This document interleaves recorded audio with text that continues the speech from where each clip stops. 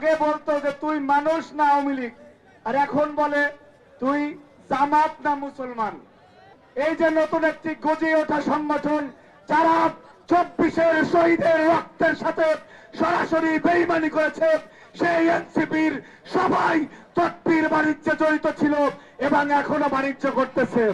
আমরা গতকালকে নির্বাচন কমিশনের কর্তাদের সাথে কথা বলেছি, তারা আমাদেরকে যেভাবে আশ্বস্ত করেছেন, আমরা আমাদের আন্দোলন, অধিকার আদায়ের আন্দোলন, আমরা একটি অনৈতিক সিস্টেমের বিরুদ্ধে যে আন্দোলন সেটি অব্যাহত রেখেছি। ওনাদেরকে খুব ঠান্ডা মাথায় বলতে চাই, মাইকের আওয়াজ একটু কম, কিন্তু ওনাদের বিভিন্ন সংস্থার লোকজন আছে। করোনা বা যে কোনো ভাইরাসের এগেইনস্টে ফাইট মানি ব্যাকট্রলের লেফট রাইট। দেখেন, আপনাদেরকে যারা পরামর্শ দিয়ে থাকে, বাস্তবিক অর্থে বাংলাদেশে তাদের কোনো অস্তিত্ব নাই।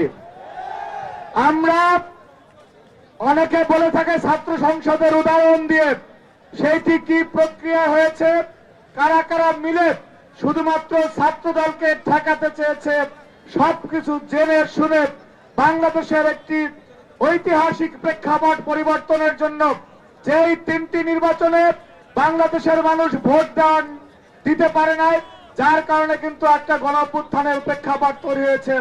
আমরা চাইনি যে এত রক্ত, এত পরিশ্রম, এত জুলুম, এত নিপীড়ন, এত গুম খুনের পরে যেই বাংলাদেশ পেয়েছি সেই বাংলাদেশ ব্যর্থ হয়ে যাক, এইটা আমরা চাইনি, যার কারণে আমরা ধৈর্য ধারণ করেছি।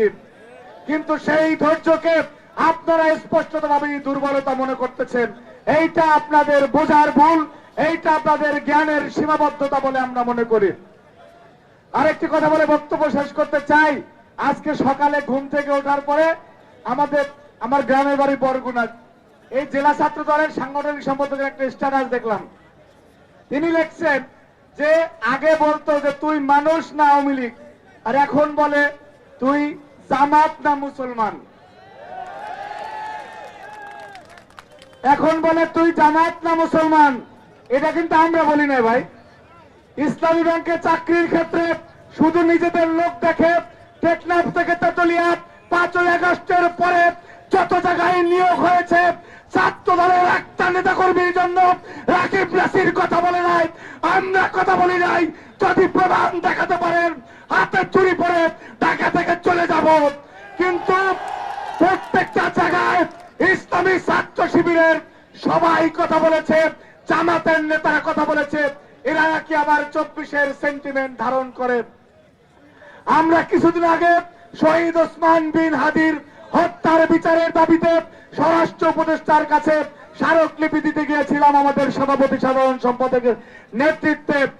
গতকালকে নির্বাচন কমিশনের কর্তা ব্যক্তিদের সাথে কথা বলেছি, 2 জায়গায় ওনারা একই কথা বলেছেন যে 5 তারিখের পরে এখন পর্যন্ত ছাত্র দলের কোন নেতাকর্মীর কাছ থেকে ওনারা কোনো সুপারিশ পান নাই। অনেকবার, অসংখ্যবার ছাত্র শিবির এবং এই যে নতুন একটি গজিয়ে ওঠা সংগঠন, যারা 24-এর শহীদের রক্তের সাথে সরাসরি বেইমানি করেছে, সেই এনসিপির সবাই তৎপীর বাণিজ্যে জড়িত ছিল এবং এখনো বাণিজ্য করতেছে। সুতরাং আমরা যতটুকু আছে ততটুকু গর্বের, যতটুকু আছে ততটুকু সততার, নিষ্ঠার, অহংকারের এবং বাংলাদেশের। আমরা দালালি করি না, আর কোন দালালি বাংলাদেশে এস্টাবলিশ হতে দেব না। গতকালকে বলেছিলাম, আজকে এই কথা বলে শেষ করতে চাচ্ছি। নুরুল হুদা কমিশনের কথা মনে আছে? উত্তরায় কি হয়েছে মনে রাখেন। মাঝে মধ্যে গুগলে, ইউটিউবে সার্চ দিয়া ওই ভিডিওটা দেখবেন, ভবিষ্যৎ সম্পর্কে আপনার একটা সম্যক ধারণা হবে। সবাইকে ধন্যবাদ। অধিকার আদায় না হওয়া পর্যন্ত রাজপথে থাকবো। 12ই ফেব্রুয়ারি নির্বাচন নিয়ে বাংলাদেশের 56,000 বর্গ মাইলের এই সব মবস্টার গাঁজাখোরদের যদি কোনো মব দেখি, ঠ্যাং ভেঙে দেবে ইনশাআল্লাহ।